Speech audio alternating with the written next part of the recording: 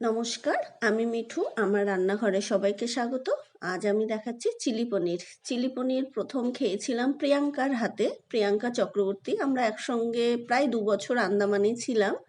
প্রিয়াঙ্কা একদিন আমাদের ডিনারে ইনভাইট করেছিল, করে রুটি আর চিলি পনির খাইয়েছিল। এত ভালো লেগেছিল। তার আগে পনির যে এত টেস্টি হয়, টেস্টি করে মানে রান্না করা যায় সেটা জানতাম না। তারপরে ওর কাছে শুনে তারপর থেকে আমি এই প্রিপারেশনটা করি, এবং যতবারই করি ততবারই মানে খুব ভালো হয়, এবং আমার ঘরের আর 2জন সদস্যও খুব ভালো খায়। আর এটা যেন আমারও ব্যক্তিগতভাবে রুটি দিয়ে বেশি ভালো লাগে। তা যদি প্রিয়াঙ্কা দেখে থাকো, থ্যাংক ইউ এত ভালো একটা রেসিপি শেখানোর জন্যে। আপনারা দেখুন আমি চিলি পনিরটা কিভাবে বানাই।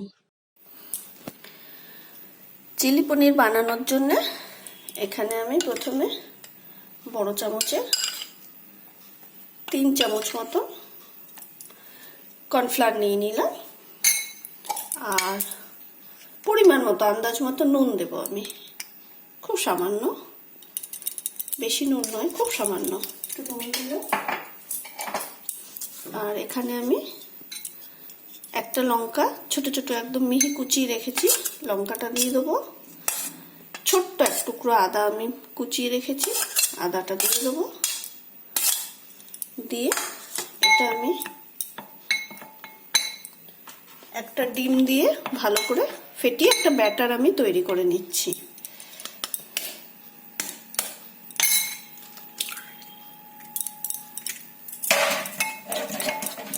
এটাকে আমি একটা ব্যাটার তৈরি করে নিচ্ছি। যদি একটা ডিমে না হয় তাহলে আমি আরো একটা ডিম দেবো। প্রথমে একটা ডিম দিয়েই দেখি, না হলে আমি পরে আর একটা ডিম দিচ্ছি। দুটো ডিম লাগেনি, একটা ডিমই আমি খুব ভালো করে ব্যাটারটা ফেটিয়ে নিয়েছি।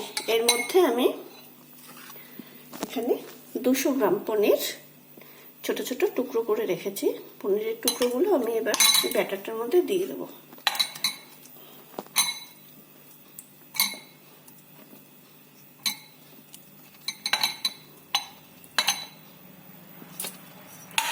দিয়ে পনিরের টুকরোগুলোর সাথে ব্যাটারটা আমি খুব আলতো হাতে মাখিয়ে নেব।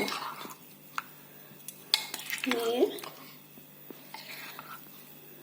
কিছুক্ষণ 5 মিনিট মতন এটাকে আমি এভাবেই রেখে দেবো, খুব আলতো হাতে, না হলে পনির ভেঙে যাবে।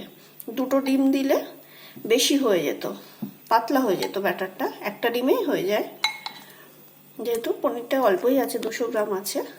এবার এটা আমি 5 মিনিট এভাবেই রেখে দেবো। এদিকে আমি কড়াই বসিয়ে দিয়েছি। কড়াই বসিয়ে তেল দিয়ে, তেলটা গরম হয়ে গেছে। আর এই যে পনিরটা আমি মাখিয়ে রেখেছিলাম ব্যাটারটার সঙ্গে, এর মধ্যে ওপর থেকে আরেকটু কর্নফ্লাওয়ার আমি দিয়ে দেবো, 1/2 চামচ মতন দিয়ে এটাকে আলতো হাতে আবার একটু নাড়াচাড়া করে কি হবে, ব্যাটারটা ভালো গায়ে মাখবে পনিরের। দিয়ে এবার একটা একটা করে টুকরো আমি তেলের মধ্যে ছেড়ে দেবো। হাত দিয়েও করা যায়, চামচ দিয়েও করা যায়। হাত দিয়েই আমি করছি, সুবিধা হবে।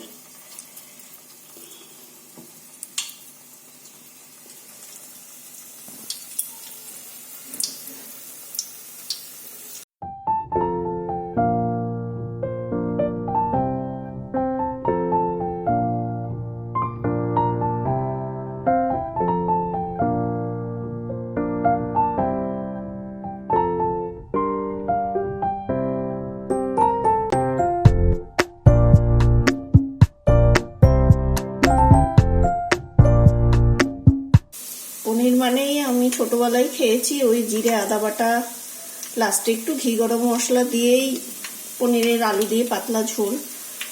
কিন্তু চিলি পনির যে এত টেস্টি করে করা যায় সেটা প্রিয়াঙ্কাই আমাকে প্রথম খাইয়েছিল।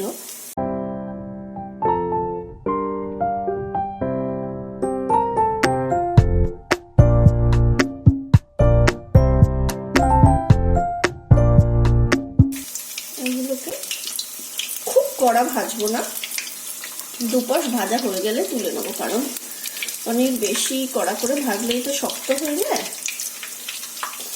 দুপাশটা নাড়াচাড়া করে হালকা লাল হলেই আমি তুলে নেব।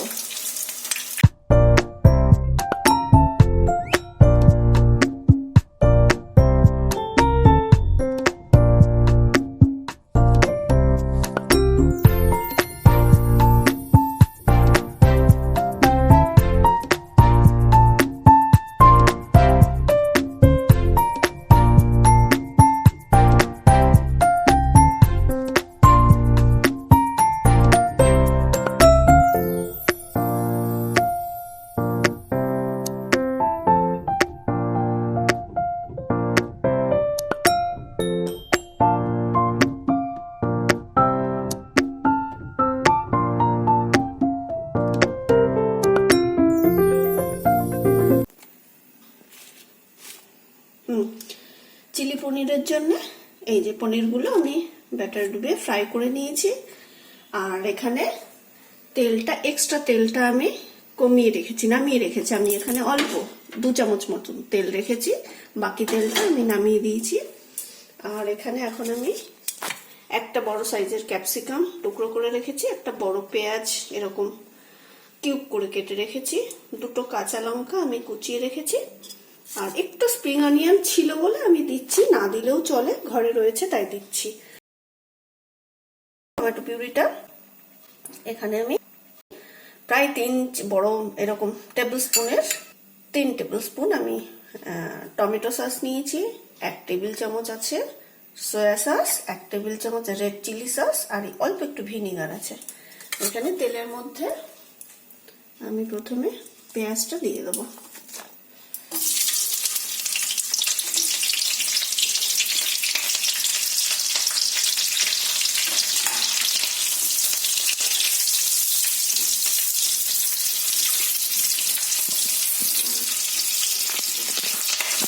পেঁয়াজটা দিয়ে কয়েক সেকেন্ড নাড়াচাড়া করে, খুব বেশিক্ষণ না, কয়েক সেকেন্ড আমি নাড়াচাড়া করব, কারণ এটা এই রান্নাটাতে পেঁয়াজ ক্যাপসিকাম কোনোটাই ওভার কুক হবে না। এরপর আমি ক্যাপসিকামটা দিয়ে দেবো, ক্যাপসিকামের টুকরোগুলো এটাও আমি কিউব করে কেটে রেখেছি। এখানে একটা মাঝারি সাইজের ক্যাপসিকাম আছে। লঙ্কা 2টো লঙ্কা আমি এরকম ছিঁড়ে রেখেছি, দিয়ে দিচ্ছি।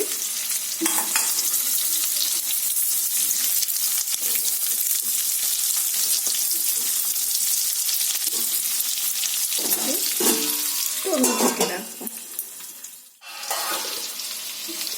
2 মিনিট মতো নাড়াচাড়া করার পর এই যে পেঁয়াজটারও একটু কালার চেঞ্জ হয়ে গেছে, ক্যাপসিকামেরও কালার চেঞ্জ হয়ে গেছে। এর মধ্যে আমি অল্প একটু স্প্রিং অনিয়ন কুচিয়ে রেখেছিলাম, এটা দিয়ে দিচ্ছি। দিয়ে একে একে আমি সসগুলো সব দিয়ে দেবো। এখানে আমি একটা চিলি সস নিয়েছি 1 চামচ, রেড চিলি আছে, এটা ডার্ক সয়া আছে, এখানে টমেটো সস আছে, এটা হচ্ছে ভিনিগার আছে অল্প।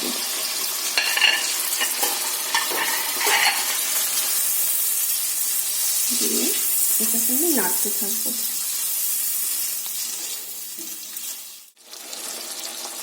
ব্যাটারটার মধ্যে অল্প নুন ছিল, আর এখানেও আমি খুব অল্প নুন দেব, যেহেতু সয়া সসে নুন থাকে, এরকম অল্প একটু নুন আমি দিয়ে দিলাম। আর এই রান্নাটা একটু মিষ্টি মিষ্টি হয়, রুটি দিয়ে পরোটা দিয়ে খেতে তো ভালো লাগে। আমি বড় চামচের 1 চামচ আমি চিনি দিলাম।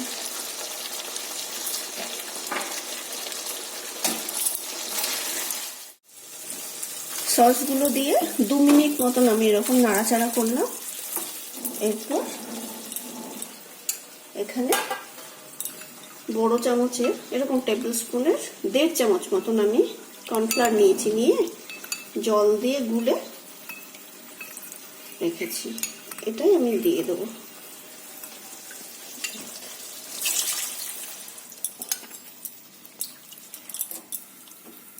দিয়ে অনবরত নাড়তে থাকবো, কারণ এটা এক্ষুনি ঘন হয়ে যাবে। কর্নফ্লাওয়ার আছে,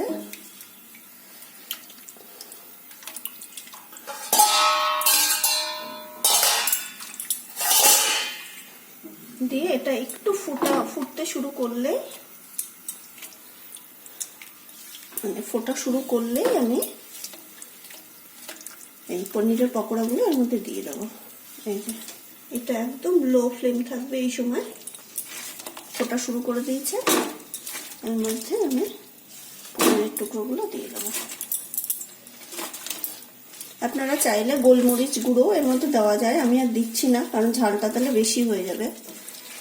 এইসব রান্নাতে গোলমরিচ গুঁড়োর একটু ফ্লেভারটাও ভালো লাগে, তো আমি আর দিচ্ছি না, যেহেতু লঙ্কা আছে অনেকটা, চিলি সস আছে।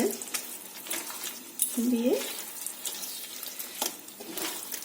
এটাকে 1 থেকে 2 মিনিট এভাবে নাড়াচাড়া করবো।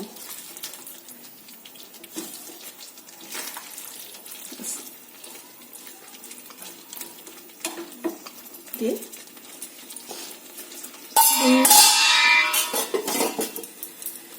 2 মিনিট পর আমি গ্যাসটা অফ করে দেবো। 2 মিনিট পর গ্যাস আমি বন্ধ করে দিয়েছি। ওপর থেকে আরেকটু স্প্রিং অনিয়ন আমি কুচিয়ে দিয়ে দিয়েছি। এবার এটাকে আমি একটা সার্ভিং ডিশে সার্ভ করে দেব। এটা গরম গরম রাত্রে রুটির সঙ্গে খেতে তো অসাধারণ লাগে, আর দুপুরবেলা খেলে রাইসের সঙ্গেও ভালো লাগে, পোলাও, ফ্রাইড রাইস এগুলোর সাথেও ভালো লাগে। কিন্তু আমি বেশিরভাগ সময় এটা রাতে করি, গরম গরম রুটির সাথে বেশি ভালো লাগে যেন আমার কাছে এটা।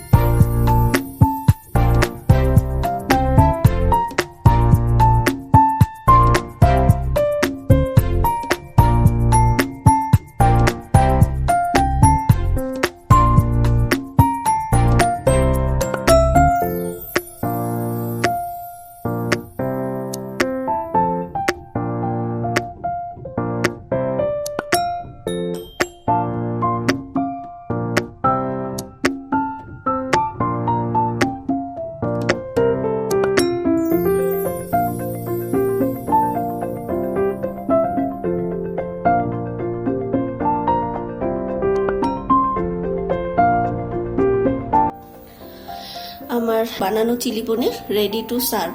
আপনারা অবশ্যই একবার বাড়িতে বানিয়ে দেখুন, এটা খেতে খুবই টেস্টি হয়, এটুকু বলতে পারি। যাদের যাদের আমি বানিয়ে খাইয়েছি সবাই আমার প্রশংসা করেছে। যদি আমার ভিডিওটা ভালো লাগে তাহলে প্লিজ ভিডিওটা লাইক করবেন, শেয়ার করবেন এবং আমার চ্যানেলটা সাবস্ক্রাইব করবেন। সবাই ভালো থাকবেন, সুস্থ থাকবেন। নমস্কার।